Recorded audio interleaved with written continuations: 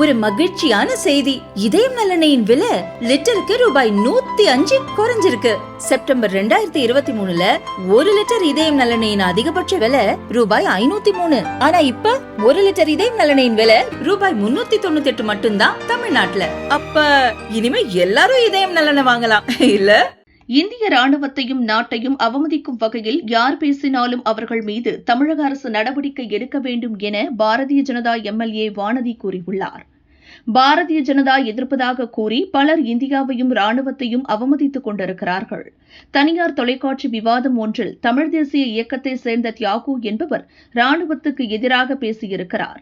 பயங்கரவாதிகளின் தாக்குதலையும் கண்டிக்கிறோம், பாகிஸ்தான் தாக்குதலையும் கண்டிக்கிறோம், இந்திய அரசின் தாக்குதலையும் கண்டிக்கிறோம் என கூறியுள்ளார்.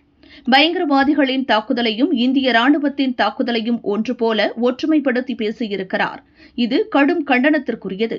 இந்த பேச்சு தேசத்திற்கு எதிரானது மட்டுமல்ல, இந்திய ராணுவத்தை அவமதிக்கும் செயல்.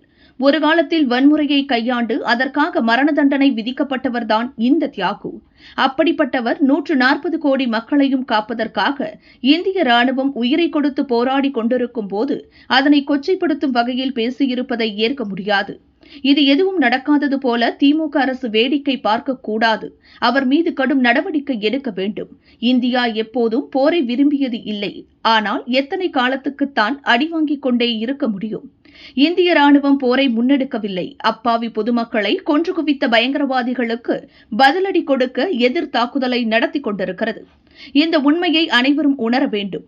140 கோடி மக்களை காக்க இந்திய ராணுவ வீரர்கள் எல்லையில் உயிரை பணயம் வைத்து போராடி கொண்டிருக்கிறார்கள்.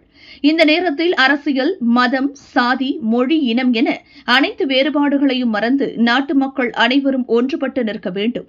இந்த தருணத்தில் பாரதிய ஜனதா எதிர்ப்பாளர்கள் தங்களது தேசவிரோத முகத்தை காட்டி வருவது கடும் கண்டனத்திற்குரியது. இதை வழக்கம் போல அரசியலாக தமிழக அரசு கடந்துவிடக்கூடாது. குறிப்பாக காவல்துறை கடந்துவிடக்கூடாது. இந்திய ராணுவத்திற்கு எதிராக நாட்டை அவமதிக்கும் வகையில் யார் பேசினாலும் அவர்கள் மீது கடும் நடவடிக்கை எடுக்கப்பட வேண்டும் என வானதி கூறியுள்ளார்.